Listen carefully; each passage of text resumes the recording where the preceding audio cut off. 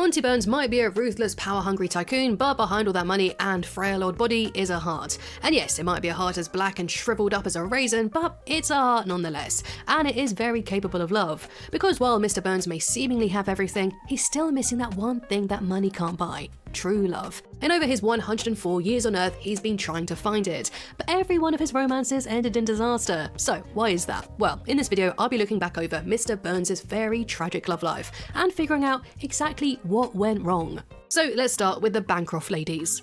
Burnsy had spent his college years pining after Mimsy Bancroft, but she never liked him back, at least not until their 25th Yale reunion in 1914.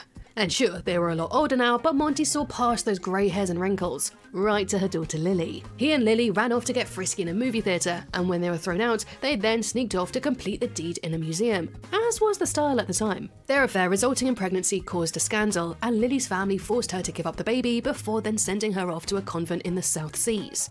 As a result, their baby, who was a son called Larry, spent 18 years in an orphanage before then working at a souvenir stand in Waynesport. All he had was a photo of Mr. Burns, possibly given to him by Lily so that he could find his father one day. They'll meet decades later, and although Mr. Burns tried to forge a relationship with his son, they were just too different. I'm sorry, Larry. I can't be the family that you need. And as it turns out, as a whole, Monty's just not cut out for fatherhood. But at least they ended on good terms. Well, son, delighted to have met you. It's good to know that there's another kidney out there for me.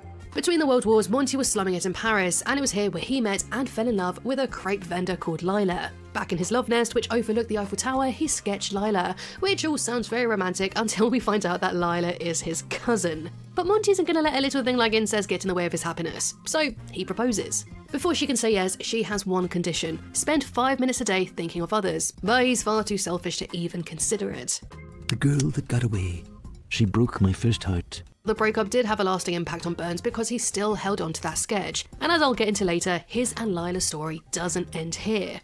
And you know what, speaking of regrets about lost loves, in my novel Script to Scream, the main character Jennifer is forced to work alongside 2 of her past lovers, and if that wasn't awkward enough, they then get trapped inside an abandoned Christmas theme park and are forced to act out a horror movie while a homicidal Christmas elf picks them off one by one. And yes, I am promoting my book again, but would you rather I talk about credit cards, phony wellness or AI services or gambling sponsorship instead like other YouTubers? Look, all I want to say is that it's released on November 25th, and I'd love if you could pre-order your copy today. Just search Script to Scream on Amazon or click the link in the pinned comment below.